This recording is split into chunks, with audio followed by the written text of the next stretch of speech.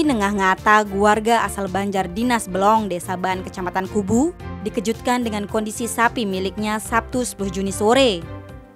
Dari 3 ekor sapi miliknya, 2 diantaranya mati secara misterius, sedangkan 1 lainnya dalam kondisi sakit. Perbekal Desa Ban, IGD Tamu Sugiantara Minggu 11 Juni mengungkapkan, sebelum peristiwa naas tersebut, ketiga sapi itu terlihat dalam kondisi sehat. Entah bagaimana, sapi itu tiba-tiba mati. Tamu Sugiantara berharap dinas terkait segera melakukan tindakan, karena kejadian ini bukan hanya terjadi kali ini saja.